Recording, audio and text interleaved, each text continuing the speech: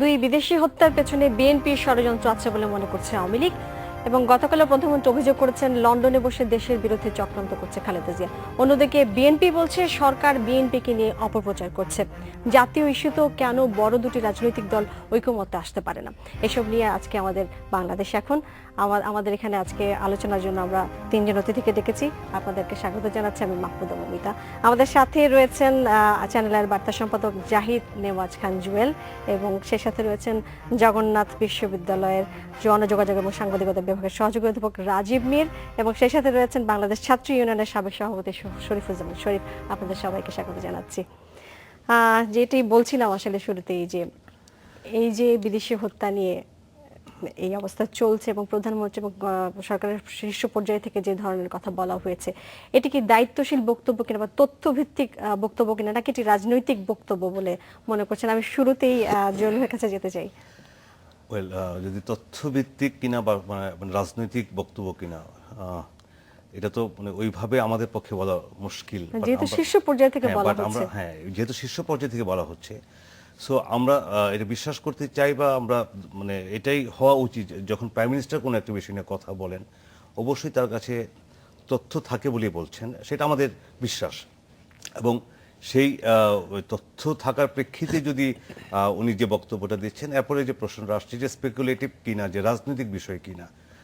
এখন যদি তথ্য থাকে তাহলে সেই তথ্যটা ইনভেস্টিগেশন মাধ্যমে পুলিশ বা ইনভেস্টিগেটররা যেটা পেয়েছে সেটাই নিশ্চয়ই প্রাইম মিনিস্টারকে জানিয়েছে।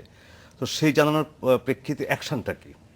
যদি দেখি যে হ্যাঁ XYZ ABCD এদেরকে ধরা হয়েছে অথবা এদেরকে জিজ্ঞাসাবাদ করে আরও তথ্য পাওয়া গিয়েছে, এবং সেক্ষেত্রে যদি লিঙ্ক আপটা আসতো যে হ্যাঁ এই জায়গাতে বিএনপি বা বিএনপির কোনো লোক ইনভলভ, তো সেক্ষেত্রে আমরা তখন এটা আরও স্পষ্ট হতো যে ইয়েস, যে তাহলে এটা প্রাইম মিনিস্টার যে কথা বলছেন সেটার সুস্পষ্ট কোনো ভিত্তি আছে। তো আমরা বিশ্বাস করতে চাই যে প্রাইম মিনিস্টার যেটা বলছেন এটা সেক্ষেত্রে আসলে এখনো তো তদন্ত চলছে। এখন সেক্ষেত্রে সরকারের পক্ষ থেকে এই ধরনের বক্তব্য দেওয়া হচ্ছে, সেটি দায়িত্বশীল কিনা? সেটা তো আমাদের দেশের একটা মানে দীর্ঘ প্র্যাকটিস। হ্যাঁ, এটা এরকম না যে হঠাৎ করে এই যে আপনার দুই বিদেশি হত্যার প্রেক্ষিতেই সর্বোচ্চ পর্যায় থেকে এরকম বলা হচ্ছে। সেটা গত 90-র পর থেকে, যখন থেকে আমরা মানে মিডিয়া অনেক বেশি এক্সপোজড হয়েছে, মানে প্রাইম মিনিস্টার অথবা অপোজিশন লিডারের অনেক বেশি কথা বলার সুযোগ এসছে আদার দেন দ্য বিটিভি অথবা স্টেট রান মিডিয়া। সো এই জাতীয় বক্তব্য কিন্তু চলছেই। হ্যাঁ, সো এটা হঠাৎ করে একটা ফেনোমেনা এরকম না। হ্যাঁ, সেটা যে কোনো ইস্যুতে, আপনি যদি গত 20 বছরে যে কোনো ইস্যুতে যান, আপনি দেখবেন যে প্রাইম মিনিস্টার একটা বক্তব্য দিচ্ছে, অপোজিশন একটা বক্তব্য দিচ্ছে, তবে এন্ড অফ দ্য ডেতে আসলে কি হয়েছে, তো সেটা যদি আমরা দেখি যে এই জাতীয় বক্তব্যের অভিযোগ পাল্টা অভিযোগ দীর্ঘ সময় চলেছে, বাট কনক্লুসিভ খুব বেশি কিছু আমরা অতীতে দেখিনি। সো এখানে আলটিমেটলি কি হবে বা কি হচ্ছে সেটা বোঝা মুশকিল। বাট এগেইন মানে এই দেশের একজন নাগরিক হিসেবে আমি এটা বিশ্বাস করতে চাই যে আমার প্রাইম মিনিস্টার যে কথা বলবেন তথ্যভিত্তিক বলছেন। আপনার কাছে আবারও ফিরবো। আমি একটু শরীফ ভাইয়ের কাছে যেতে চাই। শরীফ ভাই, আপনি কি মনে করছেন যে এটি দায়িত্বশীল বক্তব্য? প্রথমে যেটা বলা দরকার সেটি হচ্ছে যে এই ইস্যুটিকে নিয়ে ইতিমধ্যেই যথেষ্ট রাজনীতিবিদরা জল ঘোলা করে ফেলেছেন।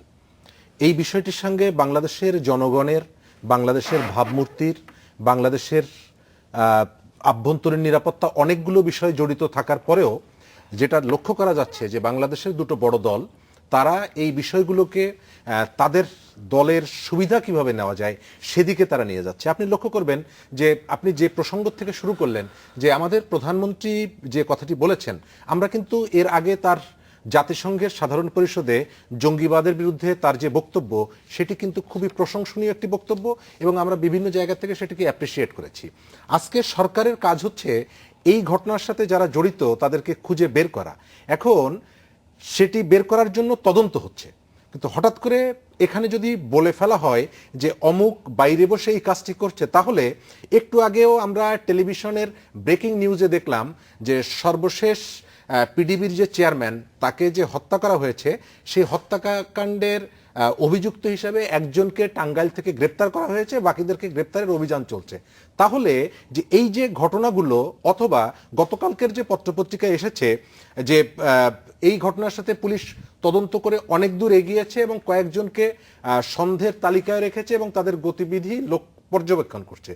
প্রধানমন্ত্রীর বক্তব্য যদি সঠিক হয় তাহলে পুলিশের ওই কাজটি কিন্তু করতে হয় না, তাহলে পুলিশ লন্ডনে গেল, ইন্টারপোলের সহযোগিতা নিল, খালেদা জিয়া তারেক রহমানকে ধরে নিয়ে আসলো। আমার কাছে মনে হয় যে বিষয়টি এতটা সহজ না। আজকে যে ব্যবসায়ীদের যে সংবর্ধনায় তিনি যেটা বলেছেন, আমি একটি জায়গায় কোট করতে চাই। তিনি বলেছেন যে বাংলাদেশে যখনই বাধাবিঘ্ন অতিক্রম করে এগিয়ে যেতে চায় বাংলা মানুষ, যখনই মাথা উঁচু করে বাঁচতে চায়, তখনই কিন্তু দেশি বিদেশি ষড়যন্ত্র মাথা চাড়া দিয়ে ওঠে। এবং তিনি বলতে চেয়েছেন যে আজকের যে স্বীকৃতি দিয়ে পুরস্কৃত তাকে করা হয়েছে, ঠিক তখনই কিন্তু দুজন বিদেশিকে হত্যা করা হয়েছে। তিনি এ ধরনের একটি কথা বলতে চেয়েছেন। হ্যাঁ, আমার কাছে মনে হয় যে এই যে বিদেশিদের হত্যাকাণ্ড, এটি একটি ষড়যন্ত্রের অংশ, এটি অস্বীকার করা যাবে না। সেটি কারা করছে এটি খুঁজে বের করার দায়িত্ব হচ্ছে সরকারের। কারণ আপনি লক্ষ্য করবেন যে সরকার একদিকে যেমন জননিরাপত্তার কথা বলছে, আবার এই ঘটনাগুলি ঘটার পরেও জননিরাপত্তা নিশ্চিত করার জন্য যে ধরনের দ্রুত পদক্ষেপগুলো নেওয়া দরকার পদক্ষেপগুলো গ্রহণ করছে, কিন্তু তদন্ত কার্যক্রম, এর আগে আমরা দেখেছি যে ব্লগাররা মারা গেছে, ব্লগারদেরকে হত্যা করা হয়েছে, সেই ঘটনাগুলো কিন্তু রহস্য এখন পর্যন্ত বের হয়নি। আমরা দেখলাম রাজীব হত্যাকাণ্ডের পরে আমরা বাংলাদেশে অনেককেই আসতে দেখলাম, এফবিআই থেকে আসলো, সর্বশেষ অভিজিৎ মারা যাওয়ার পরে এফবিআই থেকে প্রতিনিধি দল আসলো, তারা তদন্ত করলো, কিন্তু কি ফলাফল তারা পেয়েছে? এটি হচ্ছে সরকারের একটি দিক। আরেকটি দিক হচ্ছে যে এই ধরনের ঘটনা ঘটার পরে জুয়েল ভাই যেটি বলেছেন, এটি আমাদের পুরনো একটি সংস্কৃতি। আপনার মনে আছে যে শায়ক রহমান বাংলা ভাইরা যখন বাংলাদেশের সমস্ত জেলাগুলোতে একযোগে বোমা হামলা করেছিল, সঙ্গে সঙ্গে বিকেল বেলায় ওই দিন বিএনপি এবং 4 দলীয় জোট তখন ক্ষমতায়, তাদের পক্ষ থেকে পল্টনে মুক্তাঙ্গনে মিছিল করা হয়েছিল যে এর সাথে আওয়ামী লীগ জড়িত। আপনার মনে আছে যে কবি শামসুর রহমানকে তার বাসায় যখন হরকাতুল জেহাদ আক্রমণ করে হত্যা করার জন্য, তখন সেই সময়ের 4 দলীয় জোট সরকারের কৃষিমন্ত্রী মতিউর রহমান নিজামী তিনি বলেছিলেন এই হরকাতুল জিহাদ হচ্ছে শামসুর রহমান নিজে তৈরি করেছেন, কিন্তু পরবর্তীতে দেখা গেল যে হরকাতুল জিহাদের নেতা হচ্ছে মুফতি হান্নান। ফলে এই সন্ত্রাসীদের বা এই ধরনের ঘটার সঙ্গে সঙ্গে রাষ্ট্রের এই জায়গাগুলোর থেকে এই ধরনের মন্তব্য না করাই উচিত। এবং এটি নিয়ে যে রাজনীতি হচ্ছে আজকে, একদিকে আমাদের মাননীয় শরীফ ভাই, আমি আপনার কাছে ফিরবো যে আসলে এটা নিয়ে রাজনীতি মানে একটা বিষয় অ্যাড করতে চাই, সেটা হচ্ছে যে মানে আপনি যে জায়গাটা বলছেন যে হরকাতুল জিহাদ অথবা জেএমবি, হ্যাঁ, এই যে বিষয়গুলো ওই মুহূর্তে 4 দলীয় জোট এবং বিএনপি অস্বীকার করছিল। সো এর মাধ্যমে কিন্তু পরে প্রমাণ হয়েছে যে 4 দলীয় জোটের সঙ্গে এই সংগঠনের মধ্যে এক ধরনের সম্পর্ক আছে। সো আজকে যে ঘটনাগুলো ঘটছে, তা আমরা আমি বলছি না যে হরকাতুল জিহাদ বা জেএমবি তেমন অস্তিত্ব নেই, বাট এরা আসলে হয়েছে কি সবগুলো জঙ্গি সংগঠনে একজন আরেকজনের কাজিন, হ্যাঁ, মামাতো ভাই, খালাতো ভাই, চাচাতো ভাই, এরকম। তো এদের সাথে যে অতীতের সম্পর্ক বিএনপির বা 4 দলীয় জোটের, জামাতের, সেই প্রেক্ষিতেও কিন্তু আওয়ামী লীগ অথবা প্রাইম মিনিস্টার এরকম ইঙ্গিত করতে পারে না। আমি এদের পেছনে এখনকার যারা, তাদের পেছনে রাষ্ট্রীয় মদত আছে আমি সেটি বলছি না, আমরা শরীফ ভাই আমরা একটু পরে ফিরছি। আমি রাজীব ভাইয়ের কাছে, আমি এখন বলছি না যে মদত আপনাদের কাছে আবার রাজীব ভাই আমি আবারও আপনার কাছে ফিরবো এই প্রসঙ্গেই। আমরা এবারে 40 সেকেন্ডের একটা বিরতি নিচ্ছি, ফিরছি কিছুক্ষণ পরে।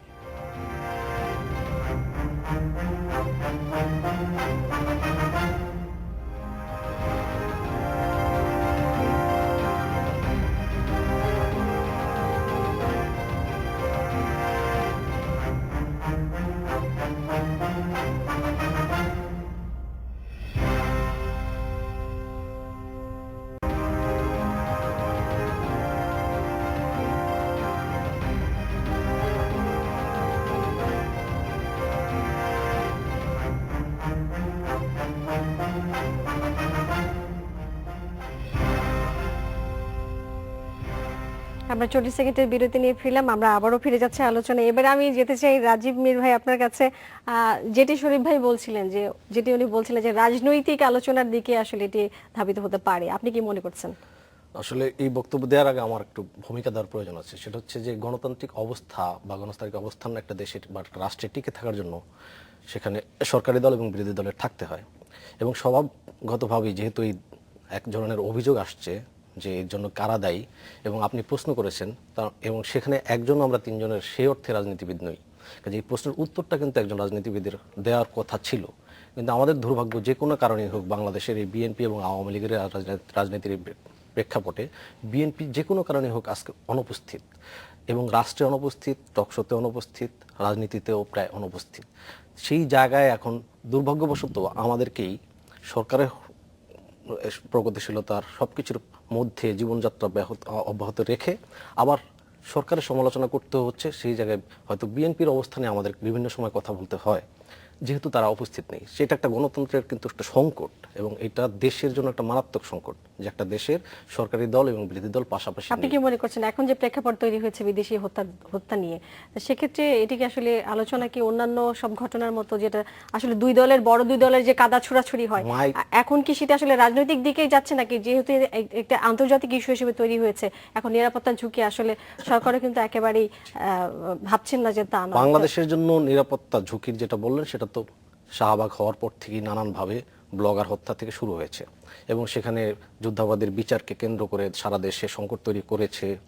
আমাদের যে মৌলবাদী গোষ্ঠী তারা খুব অতর্কিতে নানানভাবে একত্রিত হয়েছে, সরকারকে বিপাকে ফেলতে চেয়েছে। এরপরেও কথা হচ্ছে যে আমাদের যে একজন অপরজনের প্রতি অভিযোগ ছড়াছড়ির যে রাজনীতি বা যেটা সংস্কৃতি, সেটা বন্ধ হয় নাই। তা আমাদের যদি রাষ্ট্রের মূল সমস্যা হয় নিরাপত্তা, তাহলে সেই বিষয়ে নজর দিয়ে আমাদেরকে অবশ্যই রাষ্ট্রের যে আইন এবং বিচার এবং আইনের শাসন সেটাকে অব্যাহত রাখতে হবে।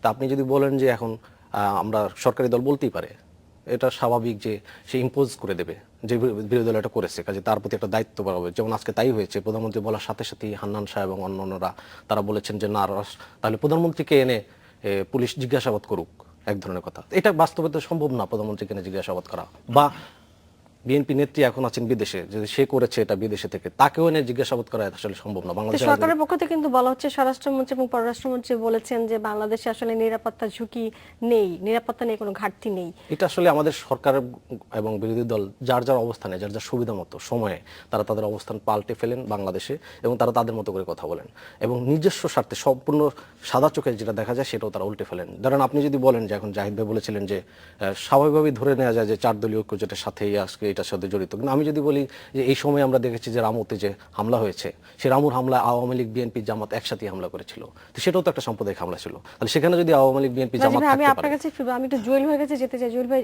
যেটি রাজীব ভাই বলছিলেন যে এই যে দুই দলের রাজনৈতিক এই বিদেশি হত্যা নিয়ে রাজনৈতিক যে আলোচনার কথা বলছিলেন আপনারা, তাই সেক্ষেত্রে এই দুই দলের আলোচনার মধ্যে কি আসলে যে মূল আসামিরা তারা কি সুযোগ পেয়ে যাচ্ছে বলে মনে হচ্ছে, যে হারিয়ে যাচ্ছে এই বিষয়গুলো? একটা বিষয় হচ্ছে আসামিরা তো এখনো তো আইডেন্টিফাইড না। হ্যাঁ, মানে এখানে একটা বিষয় হচ্ছে যে আসামি বলতে যে একদম ওই আপনার গুলশান 1 নম্বরে অথবা ওই আপনার রংপুরে যে জায়গাতে খুনটা হয়েছে, যে লোকগুলো খুন করেছে এরা এক ধরনের আসামি।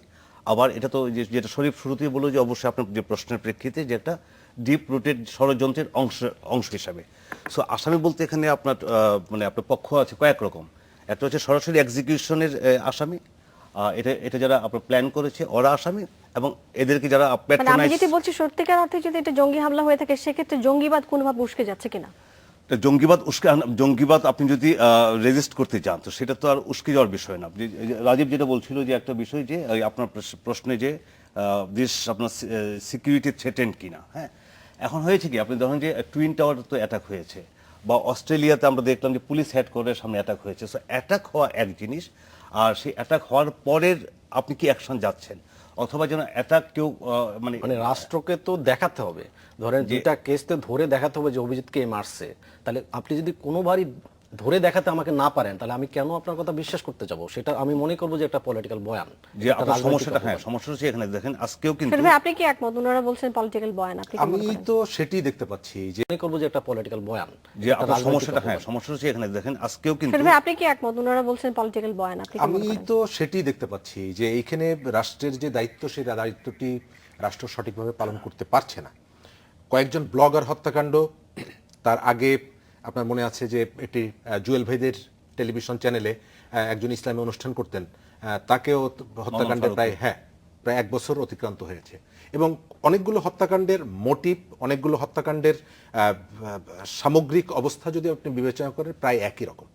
ফলে এই জায়গাটায় আমার কাছে মনে হয় যে বাংলাদেশের আইন শৃঙ্খলা রক্ষাকারী বাহিনী তারা অনেক বড় বড় চ্যালেঞ্জ মোকাবেলা করেছে, এবং তারা অনেক বড় বড় কাজগুলো করেছে। ফলে তারা কেন পারছে না, এটি $মিলিয়ন প্রশ্ন।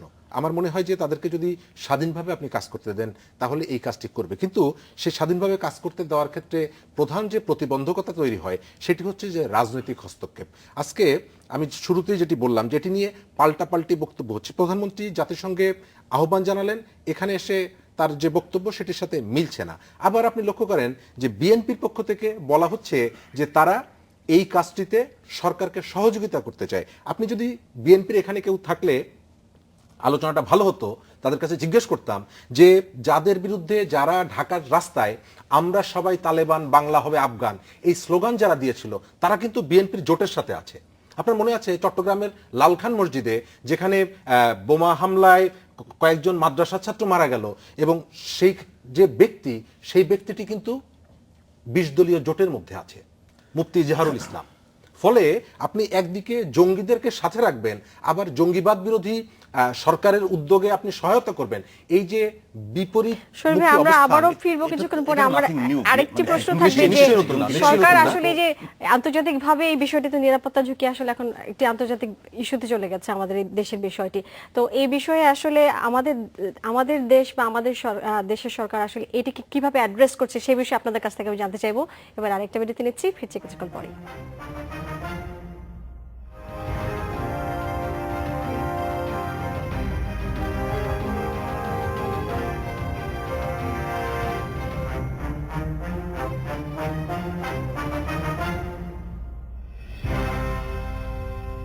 ফিরে এলাম বাংলাদেশ এখনে, আবার আলোচনায় ফিরে যাচ্ছি।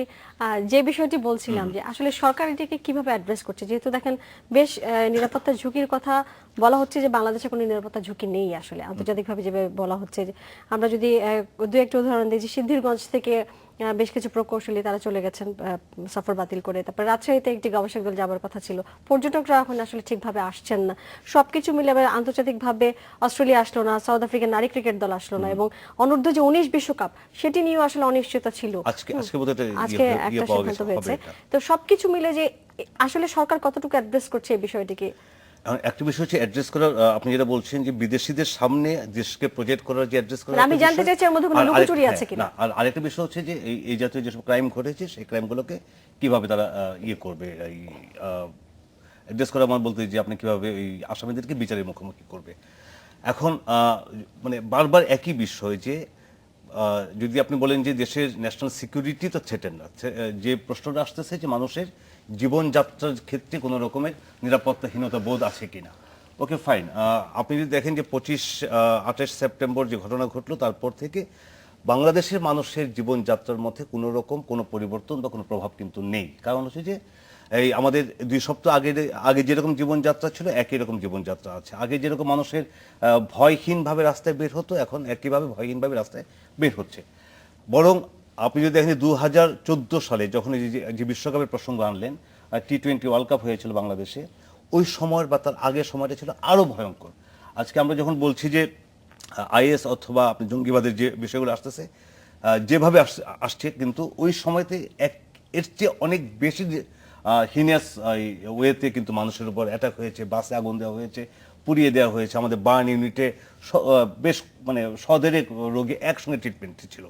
সো আপনি যদি বলেন যে মানুষের নিরাপত্তা বোধের যে বিষয়টা, তখন যদি সরকার যে জায়গাতে সফল হতে পেরেছে যেটাকে অ্যাড্রেস করে, আমি যেটা বলছি কূটনৈতিকভাবে এবং আন্তর্জাতিকভাবে যে ধরনের ভাবে চাপ দেওয়া হচ্ছে, বলা হচ্ছে যে বাংলাদেশে আইএস আছে এবং বিভিন্ন ঘটনার কথা বলা হয়েছে, সেক্ষেত্রে বাংলাদেশ আইএস আছে কি আইএস নেই এটা খুব ইম্পর্টেন্ট না। আইএস সারা বিশ্বে আছে, যেখানে জঙ্গিবাদ আছে সেখানে আইএস অথবা আইএস এর মতো কোনো না কোনো সংগঠন আছে। হয়তো আইএস সিরিয়া, ইরাক এবং কয়েকটা জায়গাতে যুদ্ধ করছে সরাসরি, কিন্তু তাদের যে সাঙ্গপাঙ্গ অথবা তাদের যে মতাদর্শে যেসব সংগঠন, আপনি যদি বলেন যে হুজিবি, হ্যাঁ, এটা যদি আপনি হুজিবি লিঙ্ক ধরে যান, ঢাকা থেকে আপনি যাবেন করাচি থেকে আপনি যাবেন আফগানিস্তান থেকে আপনি ঢুকে যান ইরাকে, দেখবেন যে এদের সাথে এক ধরনের লিঙ্ক আপ আছে। সো আইএস আছে কি আইএস নেই, গভর্নমেন্ট এই বিষয়টা নিয়ে কিন্তু অনেক বেশি ডিবেট অথবা অনেক বেশি আর্গু করার চেষ্টা করছে যে দেশে আইএস নেই। একটু ভিন্ন মত পোষণ করতে চাই, সেটা হচ্ছে যে ভয়ের পরিবেশ নাই।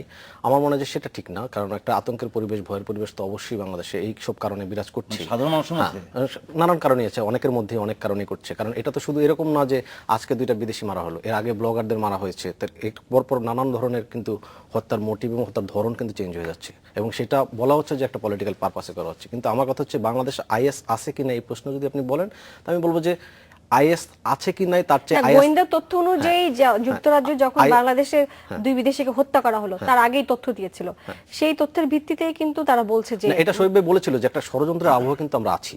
তো সেই জায়গা থেকে যে টুইটগুলি করা হয়েছে এবং আজকে কিন্তু ধরা পড়েছে যে সেই টুইটগুলি বাংলাদেশ থেকে বাংলাদেশ করা থেকেই করা হয়েছে, হয়েছে। বাংলাদেশ থেকে করা হয়েছে জায়েসের নাম দিয়ে। তাহলে এই একটা আন্তর্জাতিক আবহ তৈরি করে যারা আমাদের ষড়যন্ত্রকারী, যারা আমাদের ষড়যন্ত্রকারী গোষ্ঠী, তারা আমাদের মনের মধ্যে এক ধরনের ভয় কিন্তু তৈরি করার চেষ্টা করছে এবং সরকার সেই ভয় কাটানোর চেষ্টা করছে। এটা সরকারের জন্য লজিক্যাল, তারা করবে, আমাদের ভয় কাটানো চাইবে। আরেকটি বিষয় আমি লক্ষ্য করেছি যে আমরা কিন্তু দেখেছি যে এই যে নিরাপত্তা ঝুঁকির মধ্যেও কিন্তু গত 2-1 দিন আগে কিন্তু স্ট্যান্ডার্ড চার্টার্ড ব্যাংকের এক কর্মকর্তা এসেছেন দেশের বাইরে থেকে, তারপরে আরেকটি জার্মানির একটি ব্যবসায়িক প্রতিষ্ঠান এসেছে এবং রাশেদ খান মেনন বিমান পর্যটন মন্ত্রী তার সাথেও কিন্তু কানাডিয়ান একটি ব্যবসায়িক প্রতিনিধি দলের কথা হয়েছে এবং এখানে কিন্তু তারা আসছেন। তাহলে কি এখানে কোনো ধরনের লুকোচুরি আছে যে তারা তো আসছেন, নিরাপত্তা ঝুঁকির পরও তারা আসছেন? না, এই জায়গাটা একটু আমি বলা দরকার। সেটি হচ্ছে যে বাংলাদেশের ক্ষেত্রে নিরাপত্তার ঝুঁকি বা বিদেশি, বিশেষ করে ইউরোপের যে দেশগুলো, তারা তাদের নাগরিকদেরকে চলাফেরার ক্ষেত্রে যে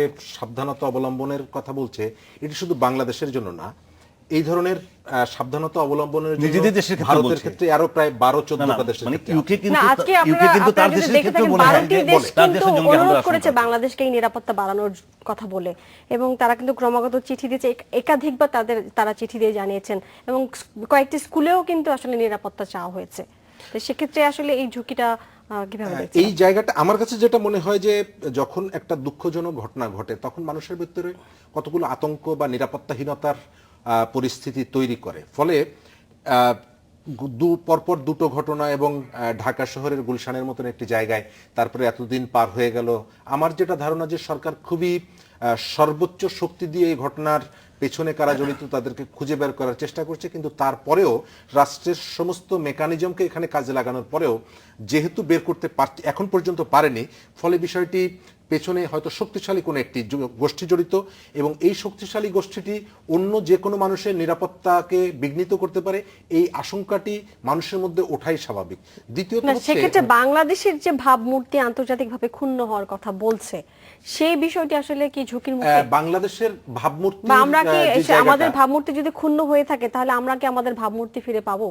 আমরা যদি মনে হয় যে আমরা যদি সঠিকভাবে এই ঘটনার সাথে কারা জড়িত, কারণ বিদেশি নাগরিক শুধু বাংলাদেশেই মারা যায় বিষয়টা এরকমের না, এবং বাংলাদেশে এর আগেও একজন সৌদিয়ান নাগরিক কিন্তু মানে খুন হয়েছিল এবং নিম্ন আদালতে সেই খুনিদের ফাঁসির রায় হয়েছে, তারা উচ্চ আদালতে আপিল করেছে। ফলে বিদেশি নাগরিক হত্যাকাণ্ড কিন্তু এটি প্রথম না। আবার আপনি যদি লক্ষ্য করেন যে বাংলাদেশের যে সমস্ত বাইরের বিভিন্ন জায়গায় যে বাংলাদেশিরা আছে, মাস তিনেক আগেও দেখলাম যে দক্ষিণ আফ্রিকায় একজন বাঙালিকে, মাস তিনেক না, লাস্ট উইকে দক্ষিণ আফ্রিকাতে একজন এর আগেও একজন টেলিফোন করা সেটি নিয়ে কিন্তু এখানে আমি একটু বলতে আলোচনা চাচ্ছি হয় না। এইটা যে না, অস্ট্রেলিয়ার টিম কিন্তু যে বাংলাদেশে আসবে না সেটা আগে জানালো যে জঙ্গি আছে। তারা তো বলছে যে এবং জঙ্গি তথ্যের ভিত্তিতেই হ্যাঁ, তারা তারা আসবে আগে না, জানালো এবং নিরাপত্তা তারপরে চুক্তিতে আমাদের তারা এখানে খুন হলো বা আমাদের এখানে মৃত্যু হলো। তাহলে এই বিষয়টার সাথে এক ধরনের আমার মনে হয় যে একটা ষড়যন্ত্রের গন্ধ আমরা পাই, কিন্তু আমরা স্পষ্ট হই না। ষড়যন্ত্র গন্ধ পাই রাজে, but at the same time যে মুহূর্তে অস্ট্রেলিয়ান টিম মানে সিকিউরিটি টিম ঢাকা ভিজিট করছে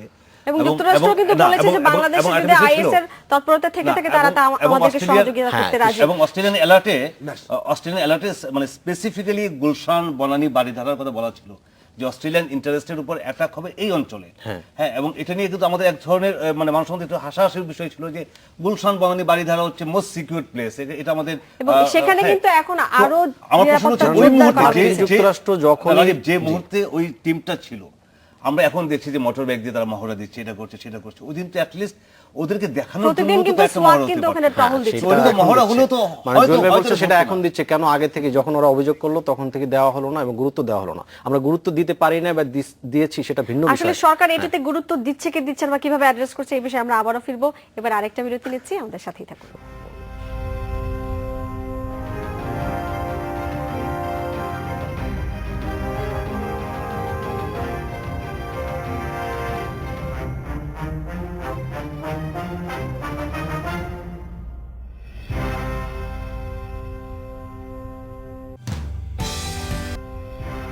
বিরতি শেষে আমরা আবারও ফিরে যাচ্ছি আবার আলোচনায়। আমি আবারও রাজীব মীরের কাছে যেতে চাই।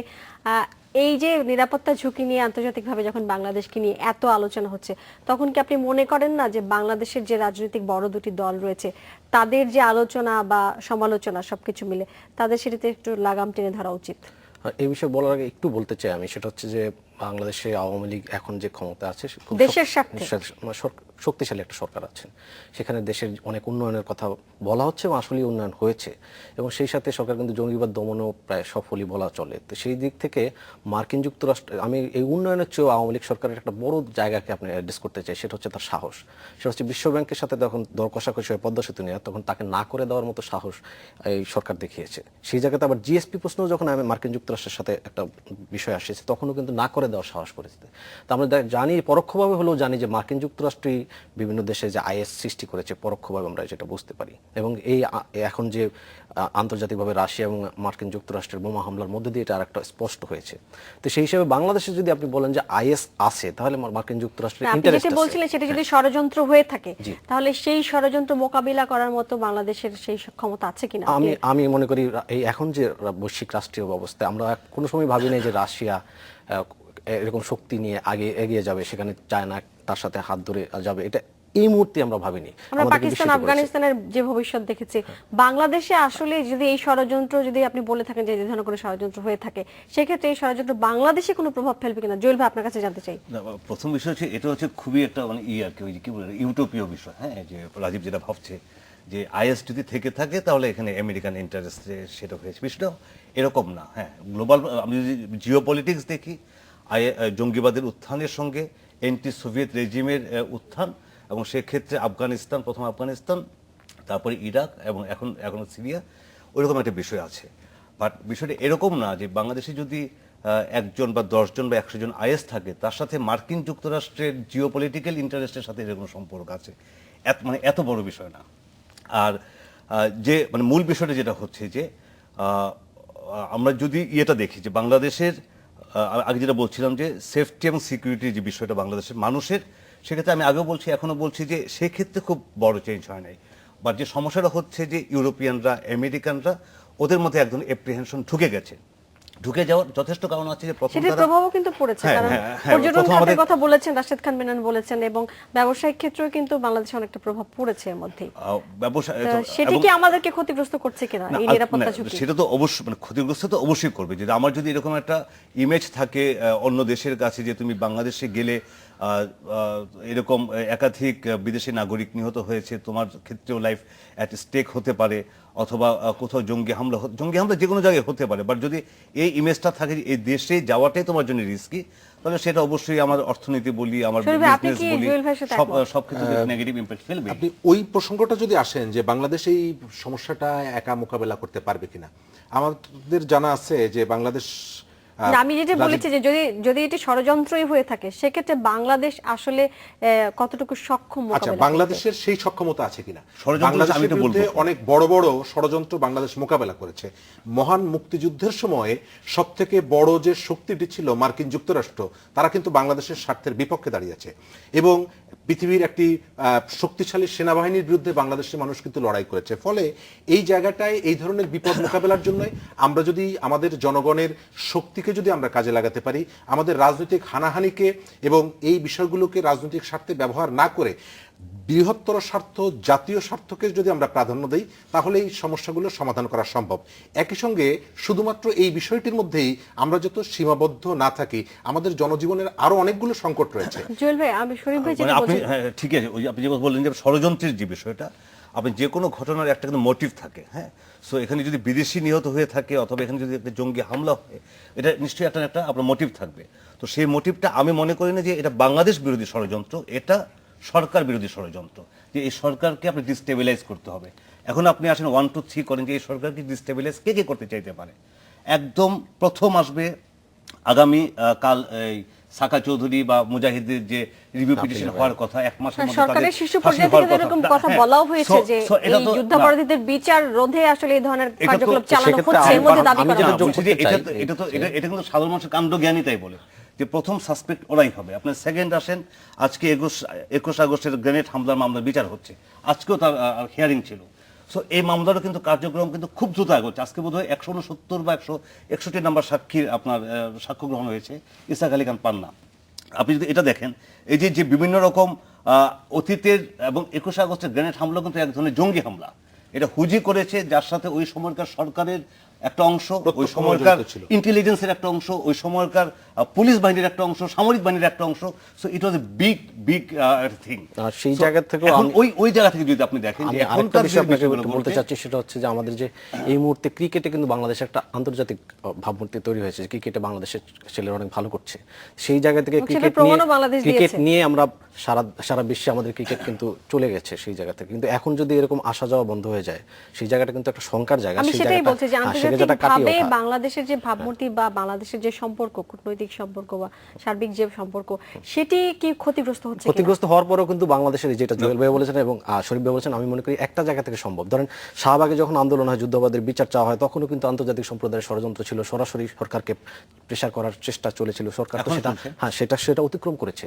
সেইভাবে সাফল্যের সহিত, সাহসের সহিত বাংলাদেশের যারা অন্তত প্রগতিশীল শক্তি, তাদেরকে এগিয়ে আসতে হবে এবং এক থাকতে হবে এই বিষয়ে, অন্তত এইসব জঙ্গিবাদের সেটা আউটার কিন্তু নিরাপত্তা ঝুঁকির যে বিষয়টি, সেটা যদি বাংলাদেশ নিশ্চিত করতে না পারে, উতরে যেতে না পারে, সেক্ষেত্রে কি বাংলাদেশ কূটনৈতিকভাবে তাদের যে সম্পর্কগুলো সেগুলো টিকিয়ে রাখতে পারবে? নিশ্চিতভাবে তারা সফল হবে বলে আমরা মনে করি। বাঙালি খুব সাহসী জাতি এবং 71 সালে এরকম একটা পদানত অবস্থায় থেকেও কিন্তু মার্কিন যুক্তরাষ্ট্রের সরাসরি নৌবহরের যে অবস্থান আমরা দেখেছি, তাদের যে যুদ্ধের ব্যাপারে বাংলাদেশের বিরুদ্ধে যে অবস্থান ছিল, সেখানে বাংলাদেশ যদি 71 সালে জয়ী হতে পারে, আজকের এই আধুনিক যুগে, ডিজিটাল যুগে, এই সময় দারিদ্র্যের সাথে লড়াই করে যদি আমরা জয়ী হতে পারি, আমরা যদি এই যে মধ্যম আয়ের দেশ বা নিম্ন মধ্যম আয়ের দেশে রূপান্তরিত হতে পারি, আমাদের তথ্য প্রযুক্তিতে আজকে সবার যদি সেলফোনে সবাই আমরা নেটের অবস্থানে থাকতে পারি, এই সরকারের এরকম সাফল্য তো নানান জায়গায় আমরা দেখছি। আসলে আমি বলতে চাইছিলাম যে সামগ্রিকভাবে যে পরিস্থিতি তৈরি হয়েছে, আন্তর্জাতিকভাবে বাংলাদেশের সাথে নিরাপত্তা ঝুঁকি নিয়ে যে অবস্থা তৈরি হয়েছে, সেটি থেকে উতরে যাবার জন্য এখন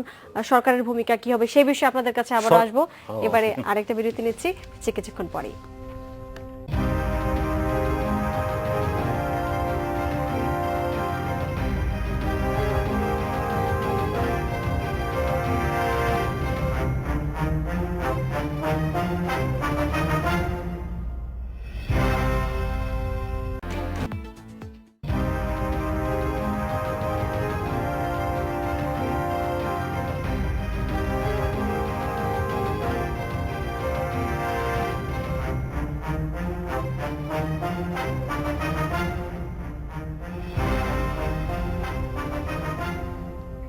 বিরতির পর আবারও ফিরে এলাম। আপনারা দেখছেন বাংলাদেশ এখন। যে বিষয়ে আলোচনা করছিলাম, আমি এবারে একটু রাজীব ভাইয়ের কাছে যেতে চাই। রাজীব ভাই, যেটি বলছিলাম যে নিরাপত্তার কারণে দেশের যে ইমেজের ক্ষতি হয়েছে, সেটি ফিরে পেতে আসলে সরকারের কি কি করণীয় বা সার্বিকভাবে সরকার কি করতে পারে? সরকার প্রথমেই ব্লেম গেম থেকে বের হয়ে আসতে হবে। প্রথমে সরকারকে যত্নশীল হতে হবে। এই রাষ্ট্রের প্রতি, দেশের প্রতি, দেশের মানুষের প্রতি তার আন্তরিকতার ঘাটতি আমরা দেখছি না, কিন্তু আমরা যেটা দেখছি সেটা হচ্ছে বিরোধী দলকে আমলে নিয়ে আসা।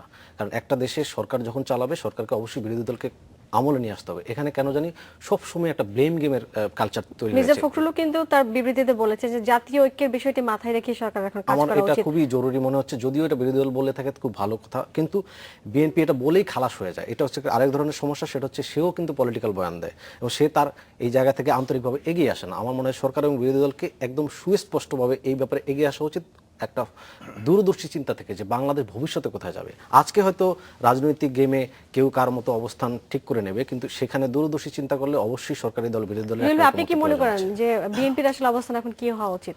একটা বিষয় হচ্ছে যে রাজীব মির যেটা বললো বা মির্জা ফখরুল যে কথা বলছে, জাতীয় ঐক্য। এখন জাতীয় ঐক্য উইথ হোম, জাতীয় ঐক্য এটা হতে পারে যে যদি কিছু বেসিক পয়েন্টে সবার মধ্যে কনসেনসাস থাকে। এখন যদি এটা হয় যে সরকারকে ফেলে দেওয়ার জন্য বিরোধী জোটের একটা অংশ বা একটা বড় অংশ এই জাতীয় অ্যাক্টিভিটিসে থাকে, যে বিদেশি হত্যা, জঙ্গি হামলা, তাহলে তার সাথে কিভাবে জাতীয় ঐক্য হবে? আপনার সাথে আমি বলবো এটা যে যদি প্রকাশ্যে বলা ঘোষণা হচ্ছে দেওয়া যে হয়, বিদেশে গিয়ে তিনি ষড়যন্ত্র করছেন, সেক্ষেত্রে জাতীয় ঐক্যের প্রশ্ন কিভাবে আসছে? শরীফ ভাই, আপনি কি মনে না, করেন? আমরা রাজনৈতিক অনেক বক্তব্য দেওয়ার পরও আমরা দেখেছি যে বাংলাদেশে অনেক সময় কনসেনসাস হয়েছে এসেছে। কাজে এই রাজনৈতিক বক্তব্যের পরেও প্রধানমন্ত্রী বিরোধী দলের বাসায়ও গিয়েছেন। আমরা দেখেছি সরাসরি বিরোধী দল পরে প্রধানমন্ত্রী বিরোধী দলের বাসায় যাওয়ার পরে সে পাত্তা দেন না। কিন্তু আমরা যদি একসাথে হতো, তারা বসতে পারতো, তাহলে হতো। 21 আগস্টের পরে বাংলাদেশের পলিটিক্সের জন্য ভাইরাল জায়গা, যে এরপরে কিন্তু বিএনপি আওয়ামী লীগের মধ্যে আর বা শেখ হাসিনা খালেদা জিয়ার মধ্যে আর কোনো ন্যাশনাল পয়েন্টে কোনো কনসেনসাস হয়নি এবং আমি হওয়ার কোনো রকম সম্ভাবনা না, কিন্তু আমরা আশাবাদী থাকতে চাই, কারণ আমরা তো রাজনীতি আমাদের গণতন্ত্র আমাদের দেশ ধ্বংস করে দিতে পারি না। আমরা চাই এই দেশে শান্তিতে বসবাস করতে, কারণ গণতন্ত্র কি জন্য, রাষ্ট্র কি জন্য, সরকার কি জন্য, বিরোধী দল কি জন্য, সব আমাদের ওয়েলবিং, আমাদের ভালো থাকার জন্য আমরা চাই যে এখনো স্পষ্টভাবে ঘোষণা দিয়ে আসতে হবে। কারণ আপনার এই যে পলিটিক্যাল বক্তব্যের বাইরেও কিন্তু বিএনপি আওয়ামী লীগের বসার জায়গা আছে, যেটা জুয়েল ভাই বললো যে বসবে না বা বসবে কেন, তারা তো সরকারি দলে যদি সরকারকে ফেলে দিতে চায়, কিন্তু সরকারকে ফেলে দিতে চাওয়ার পরেও একটা কথা থাকে, সেটা স্পষ্টভাবে যদি আপনি বসেন, স্পষ্টভাবে লিখিতভাবে ফেলে দিতে চাওয়ার সাইন যদি আপনি বসেন, তাহলে তো আপনাকে একটা অবস্থান নিতেই হবে। সেক্ষেত্রে যদি বিরোধী দল গোপনে গোপনে ষড়যন্ত্র করেও থাকে, যখন সামনে আসবে এবং তারা টাস্ক ফোর্সে ঢুকে যাবে, একসাথে কাজ করবে, সেক্ষেত্রে কিছু লোক তো তার মুখপাত্র থাকবে যে উল্টাপাল্টা কথা বলতে পারবে না, তখন তাকে ধরার জায়গা থাকবে। গণতন্ত্রের সবচেয়ে বড় জায়গা হচ্ছে জবাবদিহিতা, যেটা সরকারি দলের থাকবে, বিরোধী দলের থাকবে। বাংলাদেশে এই মুহূর্তে তারা কেউ জবাবদিহিতার মধ্যে নাই, বরঞ্চ আপনি আমাদেরকে, যারা আমরা শান্তি চাই, তাদেরকে জবাবদিহিতার মধ্যে ফেলেছেন। আপনি কি মনে করেন যে জবাবদিহিতার মধ্যে রয়েছে? জায়গাটা সময়টুক প্রায় রাজীব ভাই নিয়ে নিয়েছে। তো আমি সংক্ষেপে যেটা বলতে চাই সেটি হচ্ছে যে এখানে জাতীয় স্বার্থকে প্রাধান্য দিতে হবে। এই ঘটনাকে পুঁজি করে রাজনৈতিক সুবিধা নেওয়ার যে পাল্টাপাল্টি যে চেষ্টা, সেই চেষ্টা থেকে বেরোতে হবে। সমস্যাটি যে সৃষ্টি হয়েছে, অনেক দিন ধরে এই সমস্যাটি সৃষ্টি হয়েছে, সেটিকে স্বীকার করে নিতে হবে। এবং আমি মনে করি বাংলাদেশ পাকিস্তান বা আফগানিস্তানের সাথে তুলনার কোনো সুযোগ নেই। কারণ হচ্ছে আফগানিস্তানের জন্মের ইতিহাস এবং বাংলাদেশের জন্মের ইতিহাসের ভিতরে একটি বিরাট পার্থক্য রয়েছে। বাংলাদেশ মুক্তিযুদ্ধের মধ্য দিয়ে জন্মগ্রহণ করেছে। 30 লাখ শহীদের রক্তস্নাতই বাংলাদেশকে কখনোই আইএসআই এর ঘাঁটি হিসাবে এই দেশ হতে পারে না। এবং আমরা এই জঙ্গিদেরকে দমন করার জন্য আমাদের আইন শৃঙ্খলা রক্ষাকারী বাহিনী যথেষ্ট, আমাদের দেশের জনগণ যথেষ্ট। আমরা বৈশাখে আমাদের উৎসবে যেভাবে লক্ষ প্রাণ যেভাবে সমবেত হয়, এই লক্ষ প্রাণের সমবেতর মধ্য দিয়ে আমরা এই শক্তিকে পরাজিত করতে পারি।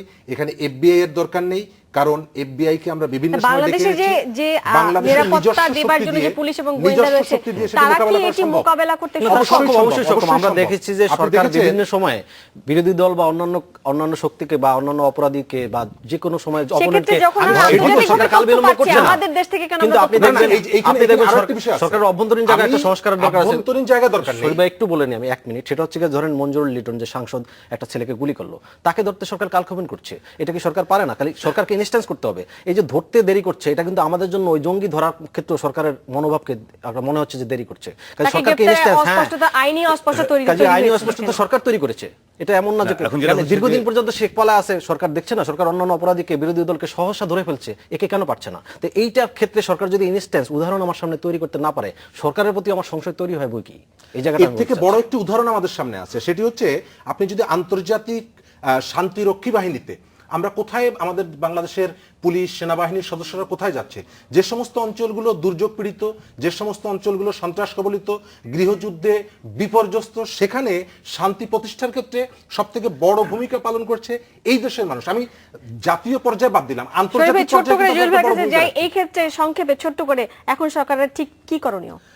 ফাইন, একটা বিষয় যে রাজনৈতিক সিদ্ধান্ত হচ্ছে খুবই ভাইটাল, যেটা বলছেন আন্তর্জাতিক বাদ দেন। আপনি যদি ন্যাশনালি দেখেন যে র্যাব বিএনপি আমলে প্রথম জঙ্গিবাদ উত্থান ঘটেছে, যে মুহূর্তে র্যাবকে বলা হয়েছে তুমি চেক করতে যাও, র্যাবের কিন্তু 1 মাসও টাইম লাগেনি, তারা এন্টায়ার নেটওয়ার্ককে কিন্তু একটা জায়গাতে নিয়ে আসতে পেরেছে। সো এই মুহূর্তে সরকারের যেটা করা উচিত, খুব স্পেসিফিক্যালি তাকে আইডেন্টিফাই করতে হবে যে এই যে জঙ্গিবাদের যে উত্থানের একটা লক্ষণ আমরা দেখতে পাচ্ছি, এর কি কারণ। এটা কি নন পলিটিক্যাল, মানে ওই অর্থে যে আওয়ামী লীগ, বিএনপি, জাতীয় পার্টি, জামাত, বাংলাদেশের যেসব পলিটিক্যাল পার্টিগুলো আছে তার বাইরে কোনো শক্তির উত্থানের চেষ্টা? যদি সেটা হয় তাহলে একরকমভাবে তাকে দমন করতে হবে। যদি এর মধ্যে পলিটিক্যাল পার্টি ইনভলভমেন্ট থাকে, যদি বিএনপি থাকে বা জামাত থাকে, তাহলে তার কি রিজনটা কি? জামাতের রিজন শেষ করি, জামাতের রিজন একমাত্র হতে পারে যুদ্ধাপরাধী বিচার ঠেকানো, বাট এটাকে কোনোভাবেই গভর্নমেন্ট বা কেউ আপত্তি করতে পারবে না। আর যদি বিএনপির প্রশ্ন আমরা নিশ্চয়ই সরকার নিশ্চয়ই এই ব্যাপারে কার্যকরী পদক্ষেপ নেবে। ধন্যবাদ শরীফ ভাই, রাজীব ভাই এবং মীর ভাই, সবাই আপনাদের ধন্যবাদ। এই ছিল আমাদের আজকের বাংলাদেশ এখনে। পরবর্তীতে আপনাদের সাথে আবারও দেখা হবে। সবাই ভালো থাকুন। ধন্যবাদ সবাইকে।